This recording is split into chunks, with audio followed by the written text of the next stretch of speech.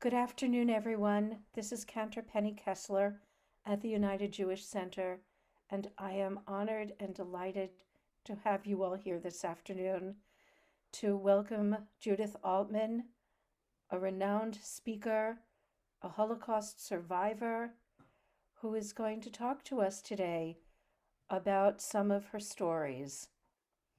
And thank you to Howard Altmann, our UJC congregant, for making this possible this afternoon. Before we begin, let's offer a brief prayer, a brief blessing on today.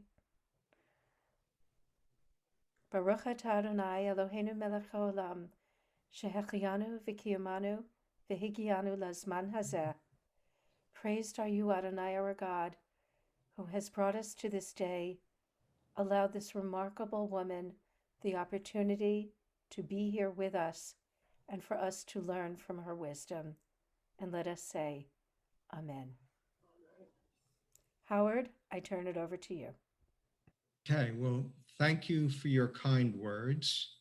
And thank you to everyone for taking the time out of your day to come to listen to my mom. So my mom, since about the middle 1990s, has made it her goal to speak to people, mostly students, to talk about her experiences in the Holocaust with the purpose of educating them and making them mindful so that something like this never happens again. She was born in what was Czechoslovakia at the time. But what I wanted to share with you is that the town she lived in, the region she lived in, was only part of Czechoslovakia between the First and the Second World Wars. Currently, the town is in Western Ukraine. And before the Austria-Hungarian Empire, it was part of the Kingdom of Hungary. When the war broke out and when Germany invaded Poland, Hungary invaded her region and took it back. So, Mom, yes, these folks here did not come to hear me. So I'm going to turn it over to you, the person that they did come to hear today. first I want to greet you good morning or good afternoon, and I thank you so very much for inviting me, because without an invitation, there would be no way for us to speak, to tell the people that in schools and in churches, synagogues, what hate and discrimination can do. As to Howard said, I come from Czechoslovakia. It was a small town, 15,000 inhabitants, out of that 5,000 Jews. We lived harmoniously with the Ruthenians, with the Hungarians, with the Czechs. There was no dispute at all. The Jewish people derived a livelihood mostly in business or tailoring or whatever. But it was a wonderful, wonderful life. My parents, my grandparents, my paternal grandparents lived there for about 4 or 5 centuries that we know of. So the life was just wonderful. We were able to make a comfortable living. The schools were wonderful. We had after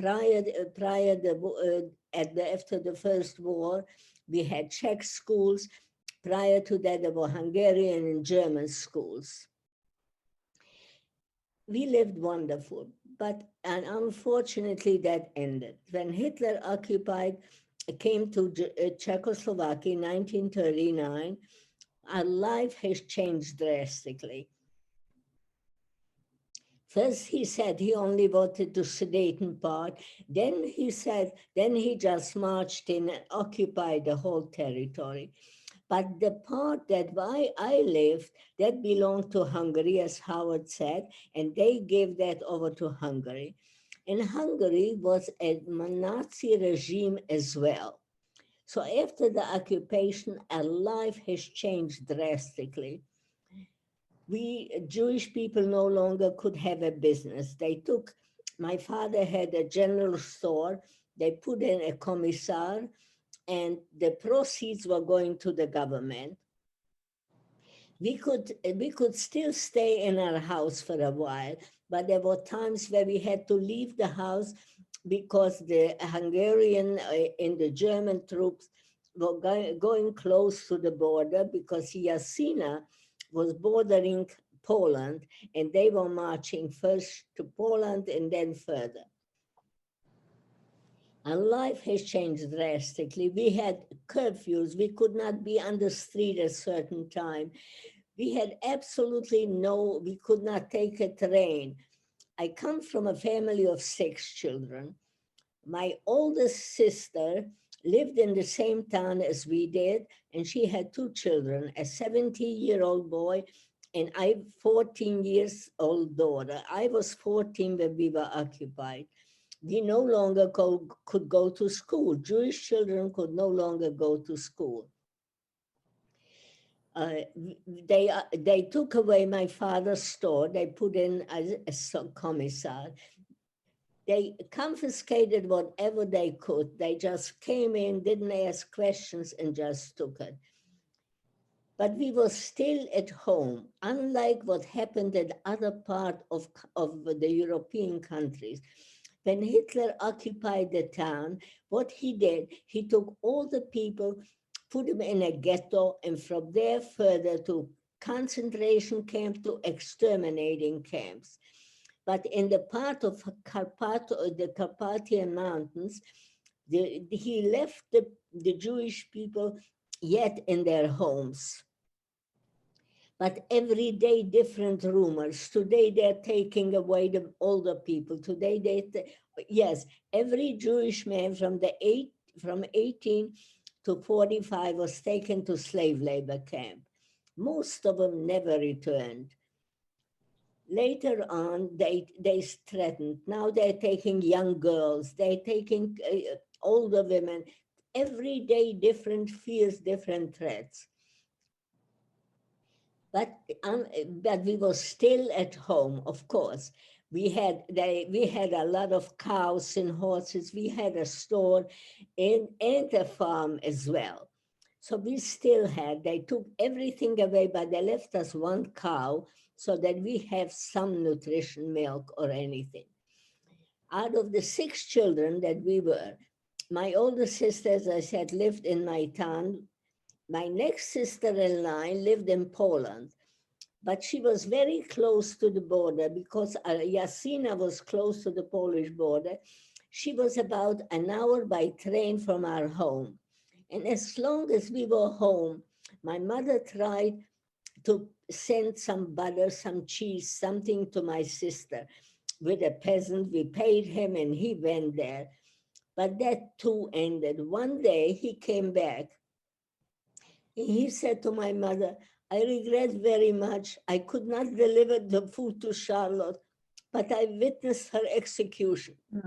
What they did then, they took all the Jews that was in Malapolska. They took all the Jews, made the men go out of town, make them dig graves. The following day, they took the entire family, made them get undressed to utilize the last piece of clothing, shot the children with the father then and the mother after. When he came back with the food, he said he regrets he couldn't deliver, but he witnessed the execution. This is the way they did before 1942 in Poland. They killed the Jews just by that with a gun. So they had a meeting with Altmann, all the higher echelons in Germany, and they said this is too slow and too costly. We cannot do that. So what did they do? At that time, they decided to start building gas chambers and crematoriums. And they used all the Jewish men, and they paid triple money to the non-Jews to come and build the gas chambers in such a fast way, day and night, so that they could be ready for the new transports coming in. Coming back to our home, we were still home, as I said, but that too ended. It was fortunately in our area, we were still able to be home till 1944. It was the day, I'm sorry. Oh, yeah, it was the day after Passover. It was 6:30 in the morning. They knocked on the window. There were two German officers and two Hungarian. You have a half hour. Take all your money, take all your jewels, and come. What do you take? It's after Passover. There is no bread in the house. But my father took his prayer shawl and the tefillin, of course. My mother didn't want to go. She says, I don't want them to kill me. I'll kill myself. We convinced my father and I, and we said, you have always time to die. And we started marching. We lived 6 kilometers from town, which is 4 miles.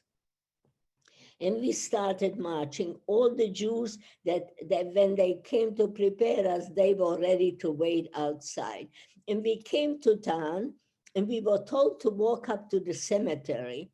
And my father said, how convenient, they're going to kill us there. They don't even have to come to bury us. That did not happen. We were there for a whole week.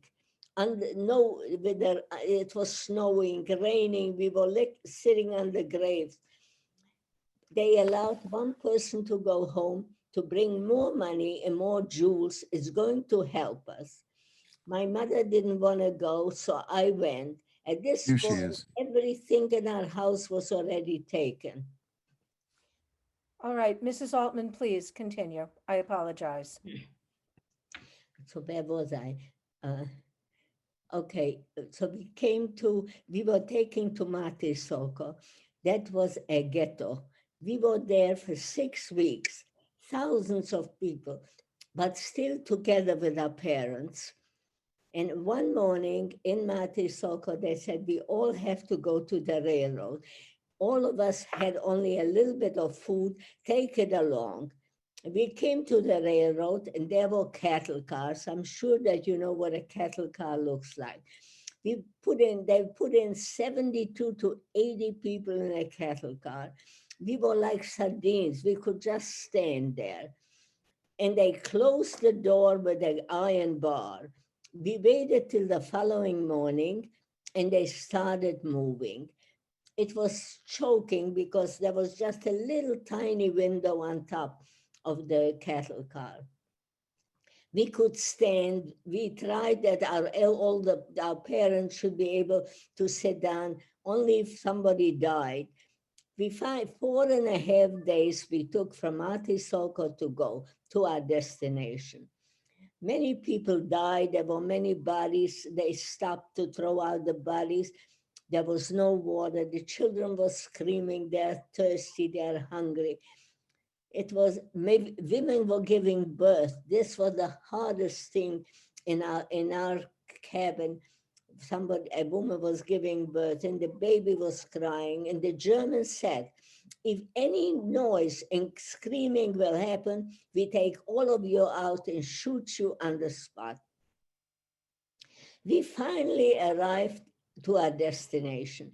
The doors open and we see men in a striped uniform running back and forth. And we ask them, where are we? What is that? And they say, this is hell. And they scream at us, come out. The people that could not get out anymore, they were just throwing them down on the floor. They gave us an order, line up in a row of 5. Women separate and men separate. There is my father, my brother-in-law, my uncle, my nephew, and another man in the men's group. There is my mom, my sister, my niece, my niece, myself, and my aunt with the 3 children. So we stand in line and the three little children, 2, 4, and 6, in front of us. And we stand in line and wait and wait. Finally, we come to the end of the line, and there are SS men doing selection. There is the famous Dr. Joseph Mengele, a very tall, very good-looking man in the uniform with a rubber stick in his hand. And he stands there. He points to my niece to go to the left, to me to go to the left. And the rest of them are marching on. We go to the left and they go to their death. As I pass my father's row, he puts his hand on my head and he said, "Judy, you will live." These were the words that kept me going all that time. My father said, "I will make it." We went to the left. We were told to get undressed. We went into, yes, we had to sit down. They cut our hair completely bald. We had hair like every young girl had. He only took young people. The oldest woman he took might have been not older than 30 if she was healthy looking, young. When he looked at a young girl and said, how old are you? If she said 16, she went with her mother. If she said 17, she went to the left. He needed people to work. He said, if the war ends at 12 o'clock, at 11:55, he will have time to kill the rest of us. After we came out of the shower, we were given a gray dress and a pair of wooden clogs. And this time we stood in line, a row of 5. And we waited. We arrived in the morning, and this is already afternoon. And now we had only a gray dress, no underwear, no underthing, anything under it. And we wait. So we started marching a little bit about Auschwitz. We are now in Auschwitz and we are walking to Birkenau. So the entire camp is surrounded with barbed wire. If you touch it, you get electrocuted. There is a tower where a man sits with a machine gun pointing at you. You know there is no way to escape. And we started marching. It took 1 hour to get to Birkenau. We were put into a low barrack, and 1,400 women into one barrack. And we were in shelves. It's very hard to explain. I don't know. Yes, I did forget to say, after Germany occupied any of the countries, every Jew had to wear a different color armband or on the back in order to be recognized that he is a Jew. Now we are there in Auschwitz. We were put into little cubby holes. It's like a shell, an open shell. You are 5 or 6 people in one little shell. Only your face looks out. It's very hard to explain. I don't know. Maybe you will see it if I show.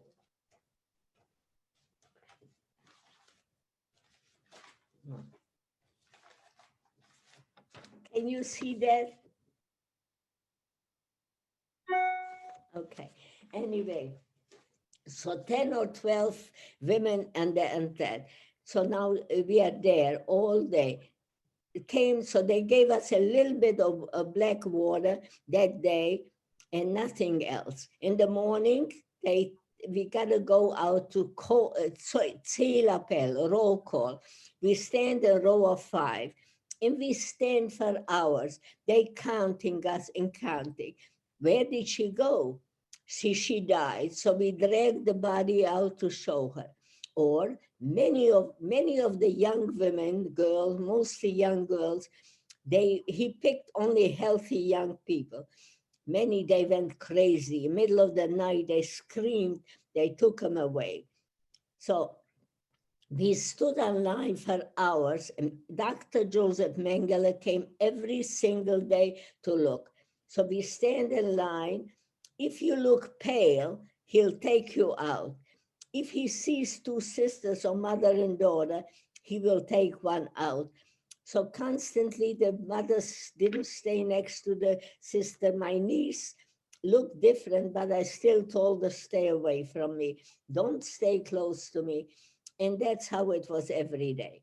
After standing in line for hours, twice a day, in the morning and night, after the morning, we go to the bathroom. You get 3 minutes to stay in the bathroom, not longer. After that, you get a little bit of black coffee, nothing else. In the evening, you get 1 pot of soup, but you have no spoon, nothing. So each person can take 1 sip. You give it to the other one and go around. If there is any left, you start again. Once a week, you get a 4-inch piece of bread, very thin, like the extremely thin piece. You could eat it up with a bite, but you hold on to it because you don't know, maybe you don't get tomorrow anything. The constant, you don't know what's happening. Occasionally, you are taken to work to the railroad. As the new transports are coming in, there is a lot of luggage and a lot of things. So you are taken, you take care of shoes, you take care of luggage in your work, but that is great because if you find a morsel of food, you put it in your mouth and the SS woman or the SS man wouldn't see it. But if she sees it, she would kill you on the spot. So your heart is constantly threatened. Once a week, you go to take a shower, which was great. However, if he picked too many people and didn't have a place to send them, they never came back from the shower. They went into the crematorium. We were there 6 weeks, worrying every minute of your life.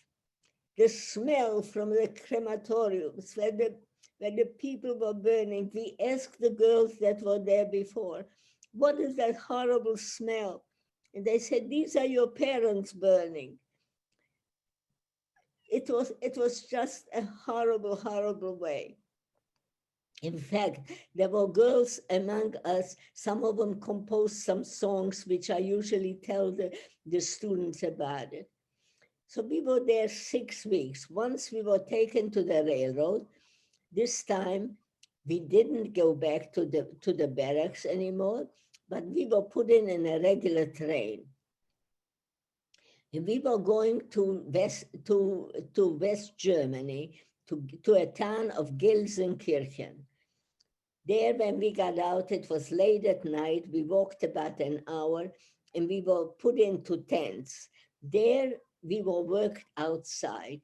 There were 2,000 Czechoslovak young women. So we were there, half of us worked outside, building roads, digging bunkers, very hard work. And the other half worked in an ammunition factory. Day shift and night shift, 24 hours. We got 1 meal a day. This is about all. But when we walked to work, if we saw a little potato peel or anything, we picked it up. If the SS didn't see it, we were okay. If she did, she had a right to kill us. We worked extremely hard, and we were watched not only by the SS, by the Organtor. The Organtor was the German army. So it was just horrible. The worst was the night shift because it was so cold already.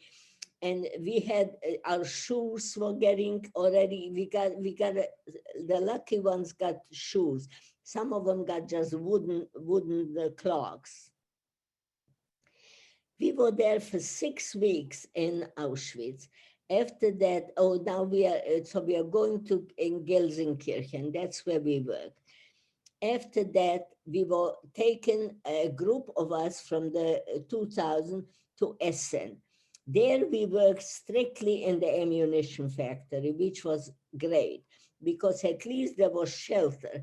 It was open though, but there was no rain falling of us. It was, and there was a fire that the Germans put on.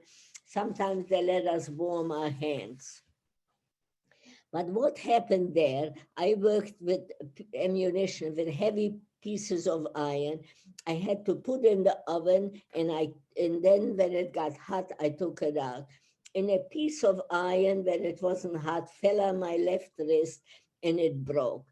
If you were sick and you could no longer work, you were taken away, never to be seen again.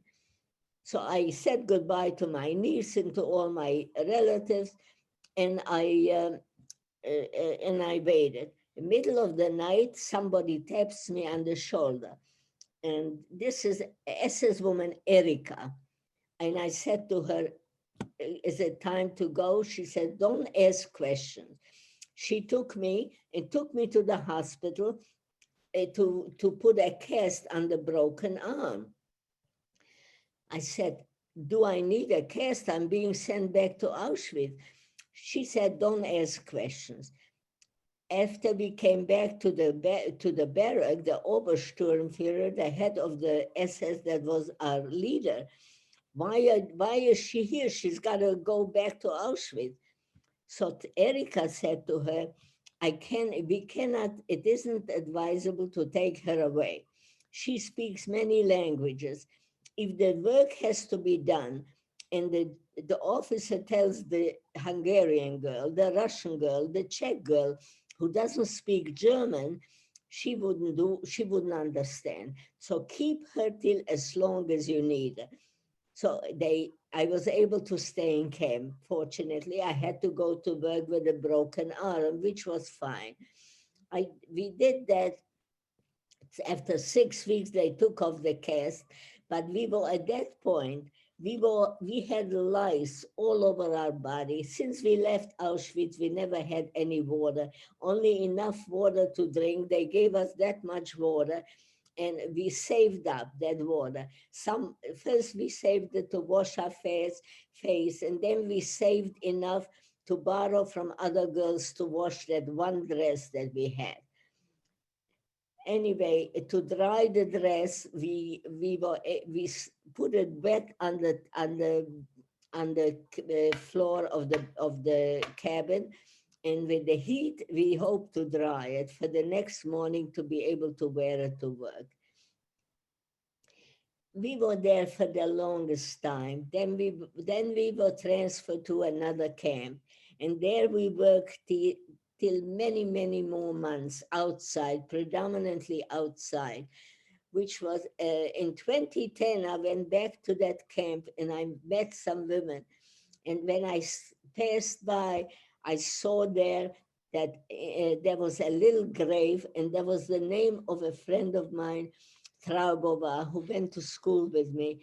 And I started crying. And she said, don't worry, in German, of course.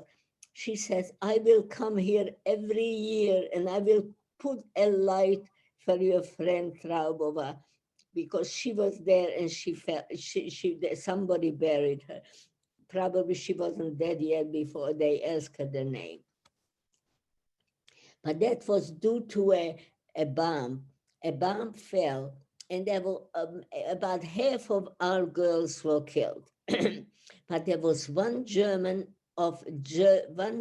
doctor. I must tell you that. That is the most remarkable thing. They said that all the bodies have to be cleaned up by us.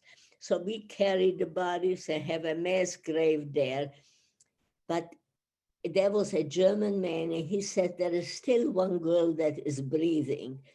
And he took her, he was a doctor, he took her on his bicycle and brought her to his office, and he cured her.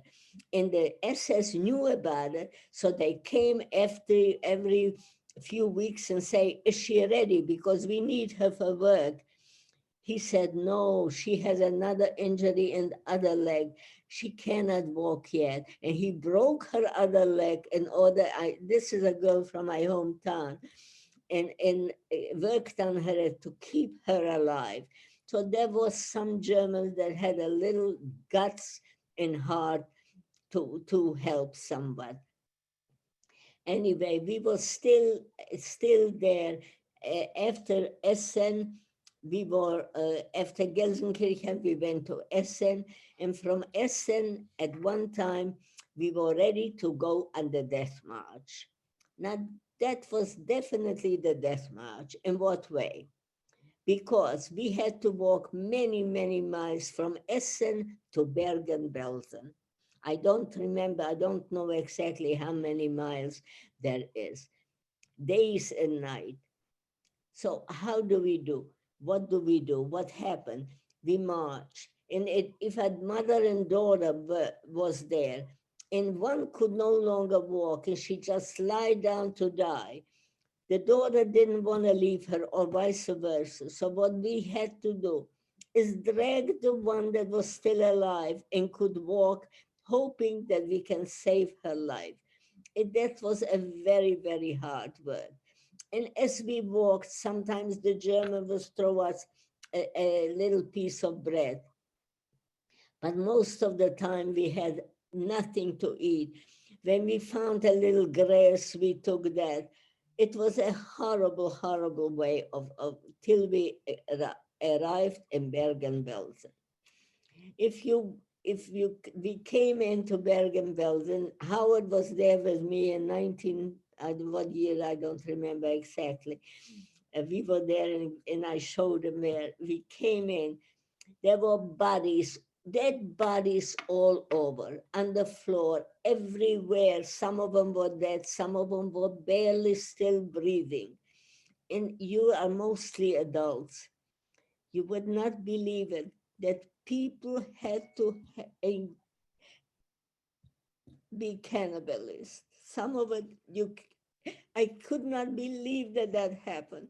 But the hunger was unbelievable. And some did that, and they ate some of the flesh of people that were not dead yet. It's hard to tell. I usually don't tell it for students because it's frightening, but the adults understand. Anyway, now we are in Bergen-Belsen. There is no order whatsoever. Some days she does give food. So today she distributes it in this corner. So she stands there and you get into line. By the time you come to you, is there any left? Hopefully, yes. You have that little dish that you wait and that she'll put a little bit of food in there. This is a little bit of a funny, and it's not funny, but one of the girls was in charge to ladle out some food. And I came to her and I said, I knew her, Anna. She was from my hometown. I say, Anna, could you go a little deeper? Maybe you get a piece of potato or carrot or something. She says, I will not. And I said, why wouldn't you? She says, because your brother was going out with me and then she dumped me. So I'm not going to give you, I'll just give you the regular water soup. So that's a little bit of a funny thing to tell about the food distribution. Now, this is Bergen-Belsen. There were days that we don't have any food at all. And some days we see that all the SS are gone. There is nobody there. So we go into the place where the Germans keep their food, hoping that we could steal some of them. But we didn't know that there were German civilians there with a gun. So they shot anybody that came near. 2 of my cousins were shot that way. Again, we are still, but we hear that there is fighting going on not far from there. So we knew that We knew that the war, that Hitler is not doing so well, that he might be losing the war. Sometimes we saw a piece of paper when we marched to work, and we could see, he never admitted. They said, we are doing very fine, but they are near here and near there. So since I knew where these states are, these cities are, I knew that the Allies might be, the Allies or the Russians, we didn't, or the Americans come. And then it was terrible already. I was lying down, I was near death, literally near death. And I was dozing off, and I hear somebody in English saying, and I said, oh, talking, and I said, I must be dreaming. And he says, no, you are not dreaming, you are free. What a wonderful, wonderful thing to hear, you are free. Of course, they took us away, they put us into they converted churches and schools to hospitals, and have doctors that could help us. Doctors that were killing us before, they were the ones now that help cure us. We were there many, many weeks. I was very, very sick. It took 1 whole year to cure me. I was filled with water in my both lungs and very high fever. It took 1 whole year to cure me. I was in Germany about 2 months, and they tried to cure. After that, they took me to Sweden. So we took a whole group. We came to Helsingborg, the first city. There, they treated us unbelievably. They gave us food and oranges, and we said, oranges, what a luxury and all that.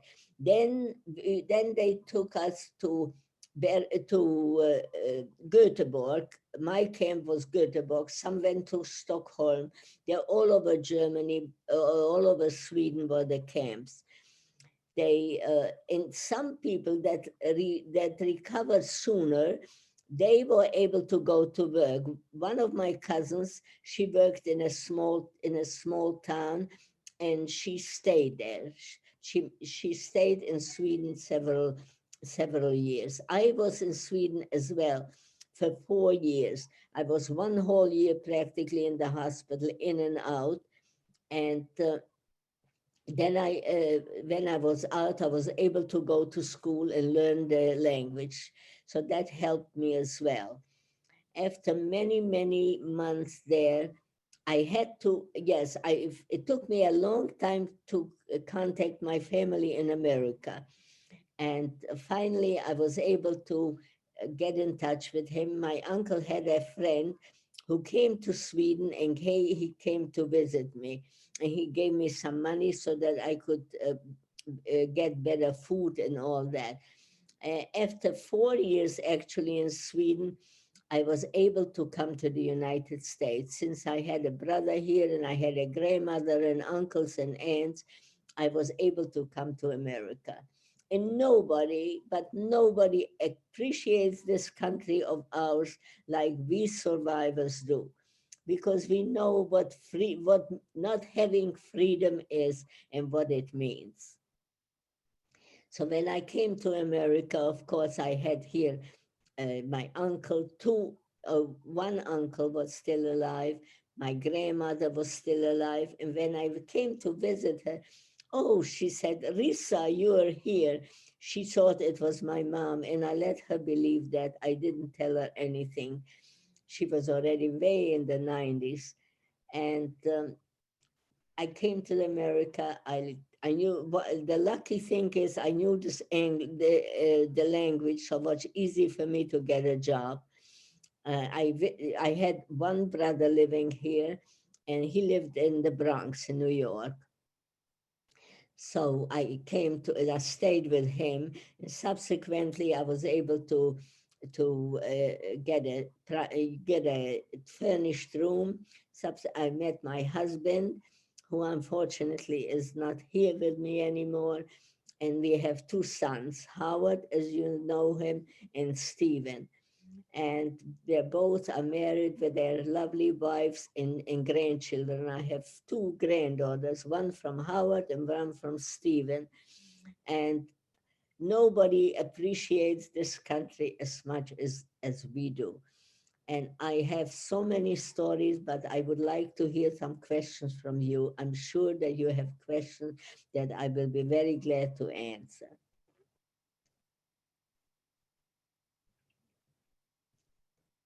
If not, Okay, I can. so Mom, there's one story which I'd like for you to tell. Okay, I forget whether it was at Gelsenkirchen or at Essen when they were bombing and when you were asked to lead a prayer.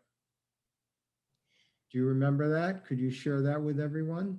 To lead the prayer? Yeah, remember that? Yes, but that was this time. That exactly. We were in the bunker. The bombs were coming down, and in fact, one bomb hit the entrance of the bunker, and many hundreds of people were killed. And so I go to the corner, and I said to one girl, I said, Hantje was her name, come in the corner and let's pray. And my niece Ida says, oh, come on, don't do it. What do you worry about? So we go to the corner and we say, oh, Zuriela Tzadek Yishaleb Simchu, and we go on. She knew more about it. And we pray in the corner. Sure, we were spared. The bomb came in the front, but we were not hurt. But many girls at that night, I'm glad you brought that up. On that night, they ran out, and because it was dark and the Germans were afraid, they were in their own bunker. So they said that this is a good way to escape. So two girls escaped, and they came into a German house. I was in Germany in not too long ago, and I met these people. He says, we were the ones that kept those girls, and they kept them for 2 or 3 weeks. At that point, the British came in already to Germany, and they were freed before we were, because we went to Bergen-Belsen, and we had to wait another, I think it was another 2 weeks until they came to occupy Bergen-Belsen. Yeah, but this was a terrible, terrible thing. Any other questions? Okay. Okay, yeah, there are a bunch. I'd like to share one more thing. So my mother was alluding to being in Bergen-Belsen in 2010. That was the year of the 65th anniversary of the end of the war. So my mother that year was invited to join a March of the Living group in Poland. Um, but she was also invited to celebrate the 65th anniversary of the end at Bergen-Belsen. So I accompanied my mother to Bergen-Belsen, and my brother and his family accompanied my mother to the camps that were involved in the March of the Living. So it was quite a monumental year. She went around, she saw a lot of things that that she thought about. Also, when her town was taken over by Germany, by Hungary, and then later Germany, the men who were fit, who were able to do work, were sent into the Hungarian labor brigades. Slave labor My camp. 2 cousins who were on this, their father was involved in that. Eventually, he wound up in Siberia. Fortunately, he lived and made it back, and eventually came to the United States as well. So maybe I can start with a couple of questions. So first, Susan writes in the chat, of all of the children that my mother spoke, the many, many children that my mother spoke to in the schools, how do they react to the stories? how do they teach these stories in the schools, and what, if anything, have their parents told them about the war and the Holocaust? The students in the schools, In the schools that you've spoken to, they how did they react to the stories? they react unbelievable. In more, even in the non-Jewish school, not Jewish students are very moved to it. And the questions they have, very intelligent questions. And they want, the questions are, why didn't you fight back? That is the most common question. Why didn't you run away? So you explain it. There is no way. If you run away, you get shot. If you don't run away, you don't know what's going to happen, but at least you postpone the time. The questions are very, very intelligent, and they understand it, and they feel very bad. But the idea is to understand that such things can happen anywhere and anytime. So this is the aim of speaking to young people and tell them. I spoke in a university. It was happened to be a Catholic university, and a young man comes over and he says, "Mrs. Altmann, I have a problem. Could you go?" I don't want to say it. Nobody should hear me. And he says, "My best friend does not believe that this is true. They say that," he says, "there was no Holocaust. The Jewish people just invented it. They just saying it. How do I convince my friend? I know, I believe, I know it happened, and I know what you said.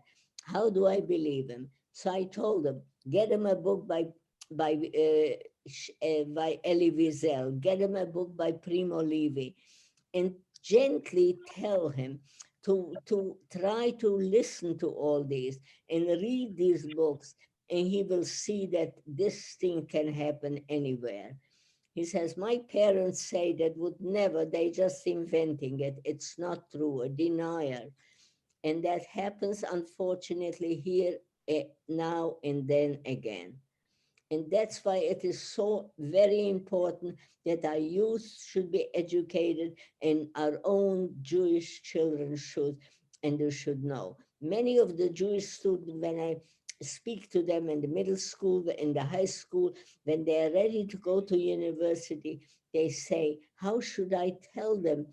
And how should I, when they approach me and tell me about that, I have to know what to say and how to do it." It is a very hard, especially hard for young people to cope with that. Okay, thank you. Susan, did my mom answer your question? Okay. So Lisa and Barry had a question. Would you like to ask directly? Sure, Mrs. Altman, thank you so much for doing this. My question is, given the fact that being Jewish was the reason you had to experience what you did, how does that affect your thoughts about being Jewish then and now? I get that question so often, you cannot believe it. The students say, "After what you went through, why do you still remain a Jew?" I said, "I was born a Jew, and I will die a Jew." And I don't want, and I tell them, Hitler said when he is finished with the Jews, he's going to go through, he's going to kill the Slavs as well. He wanted a reine Rasse. He wanted only Germans, blonde and blue-eyed. He says he would have gone through any nationality except the Germans. So be proud who you are, and don't let that deter you. Just see and educate the youth as much as you can, that it can happen anywhere, and just educate them. That's the most important thing. Okay, thank you. So Lisa asked about those members of your family that were already here that you alluded to, your uncles. So let me answer that. On my mother's side, they started coming to the United States as early as the end of World War I. And by and large, most of them were already here by the time that World War II broke out. Howard Russick had a question. Yes. What is your personal reaction to the recent events in Washington, D.C. on January 6th? I'm sorry, I didn't hear your question. What is your reaction to the events, the recent events of January 6th in Washington, D.C., of viewing that? I really don't like to come when it comes about politics, because this was predominantly politics. So the only thing that hurts me, if I see anybody walking with the swastikas, of course, this is Call from CT a Nazi, of course. It is bad manners, and it Call is. from CT But it is, but otherwise, I do not like to get into politics. Unfortunately, it is involved. So I do remember when Charlottesville happened, and all those people were walking around with the lighted torches. I do remember that my mom was quite upset by that, you know, as I was, and I'm sure that all of us were as well. Would you agree to that? That was pretty Absolutely. scary. We were terribly upset, and we said, this is the way it started. And this is, unfortunately, it was. And as the time went on, when took us away from home, the people that used to be our friends and shopped in our store, they just walked, they didn't ask, why are you taking all these Jews away? Nobody asked any question. Nobody cared. That was the pity of it. You thought that they will be for you.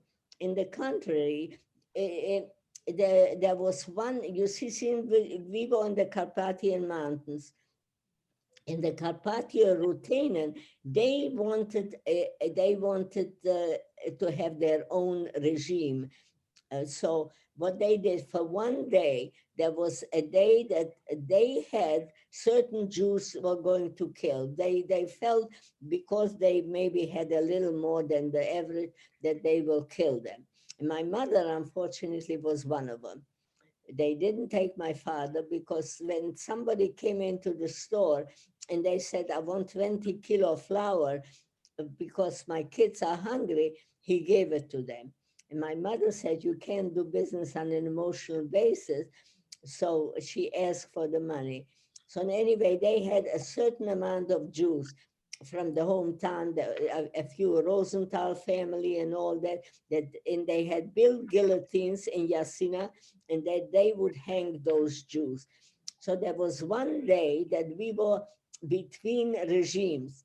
And could you believe it, that we prayed that the Germans should come in, that these Hungarians and the Russian and the Ruthenians shouldn't kill us before.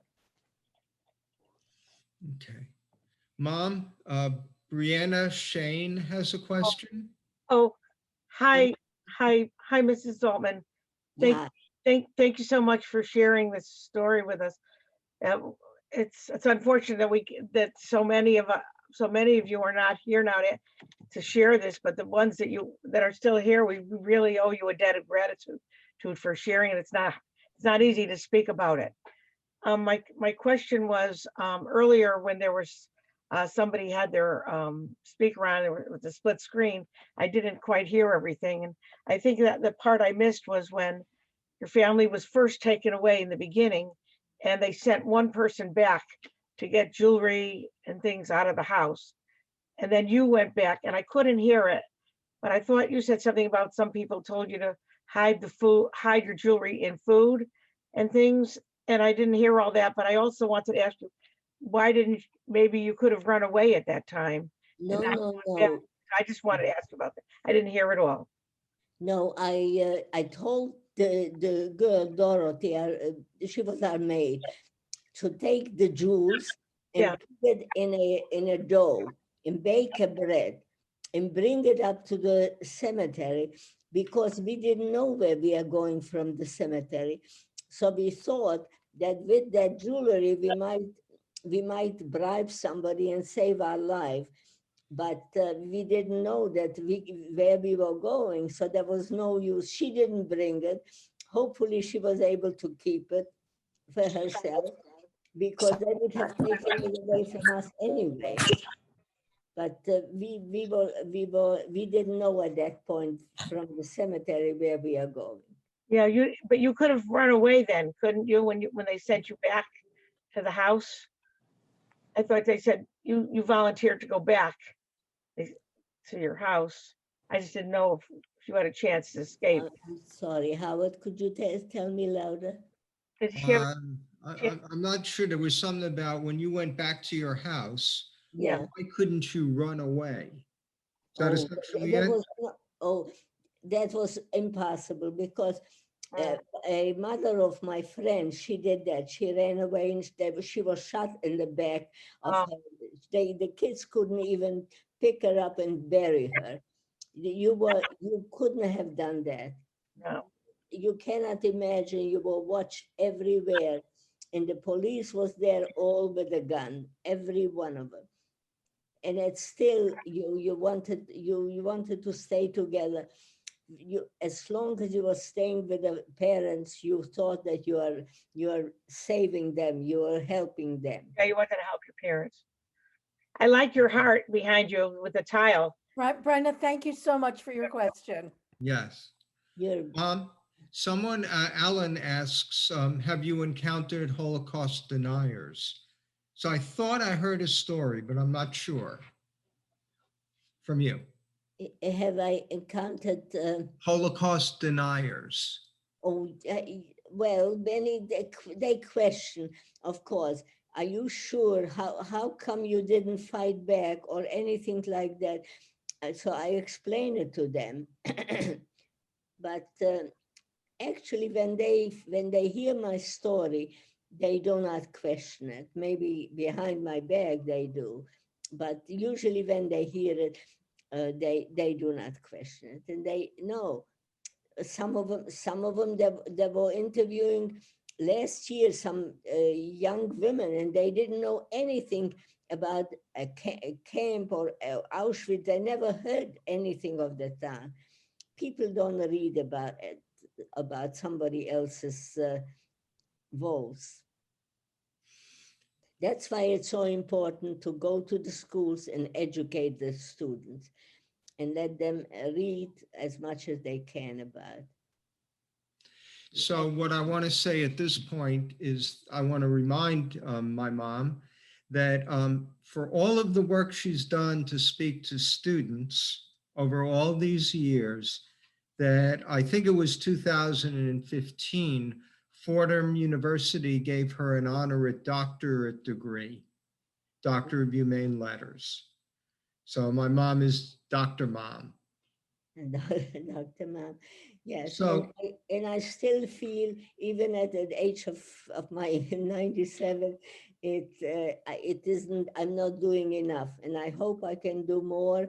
Unfortunately, now with the Zoom, even on the Zoom, the teachers call me and I speak to schools on the Zoom, and the same thing, like they ask questions and I explain it. But I have oodles of pictures to show them, and I tell them what to read and all that. So it's a little different when you actually go to the school and see the students. So in adults as well. I am invited to churches, to synagogues, to other gatherings, and there are people that don't know. I was invited to a group of women. I don't know what their organization was. They didn't know anything. We didn't know, they say. We didn't read the papers and all that. So it is important to educate them at any time. And the second generation will have a job to continue doing it. And I hope they will, because it is extremely, the second and third generation. My granddaughters, I'm sure if they would be approached, they would talk about it as well. Okay. So you told that rather stirring story about how your knowledge of languages saved your life.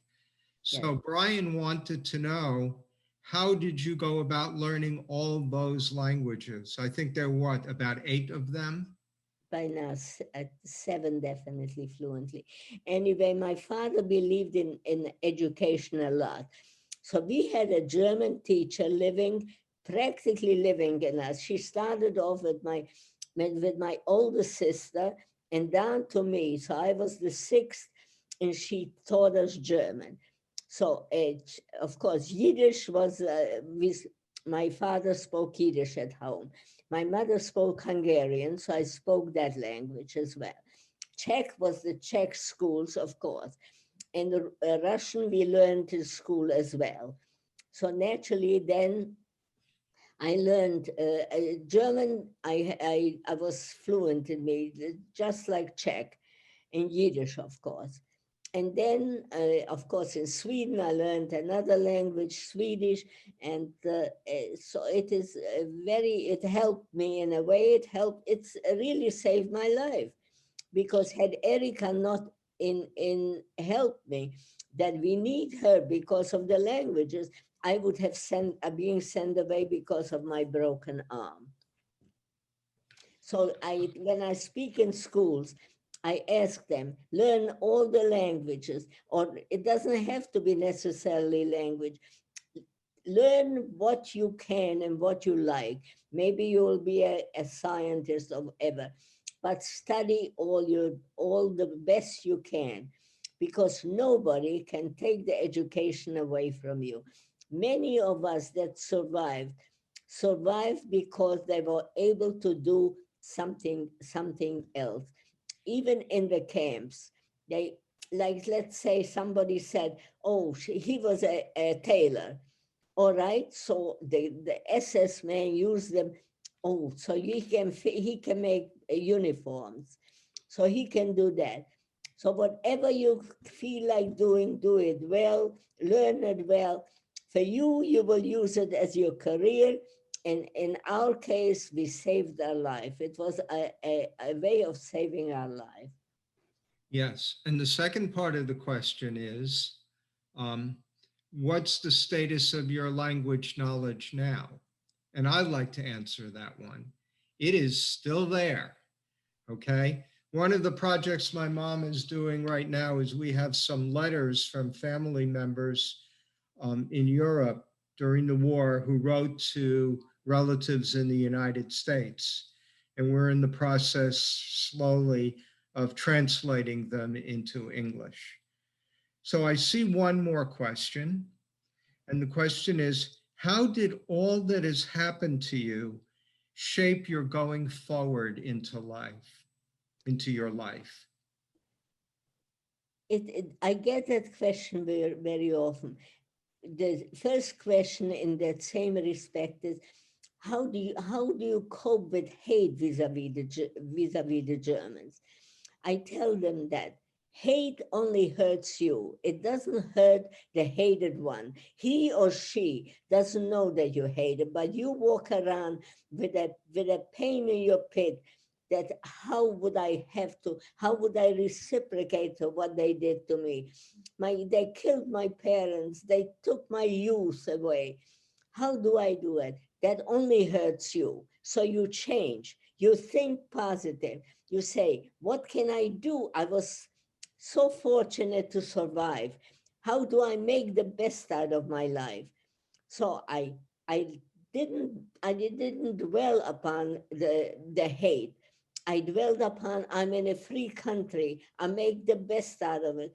I was fortunate to find a very fine young man. We had a wonderful marriage. I am blessed with 2 lovely sons and their families, their daughters.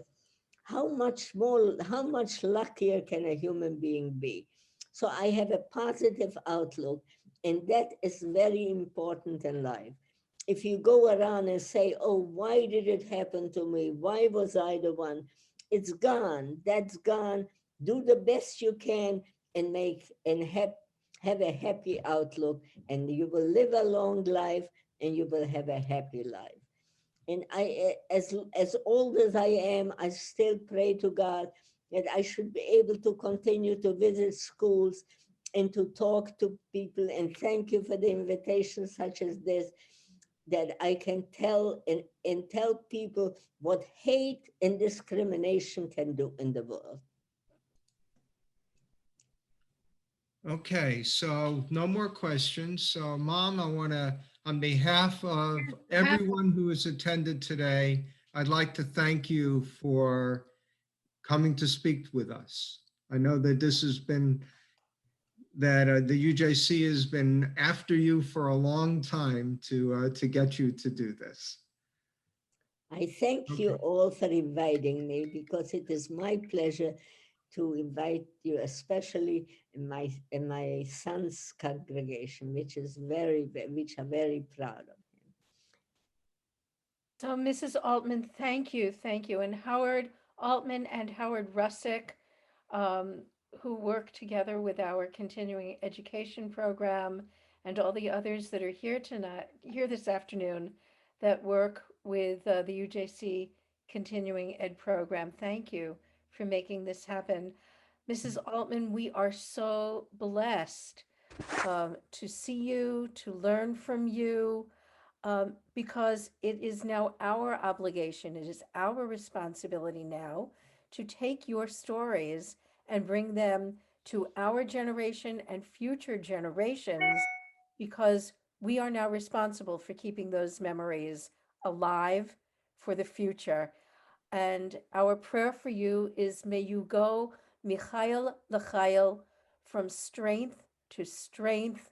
Um, we know that you haven't been feeling well the past couple of days, and we wish you a refuah shlema, Thank a you.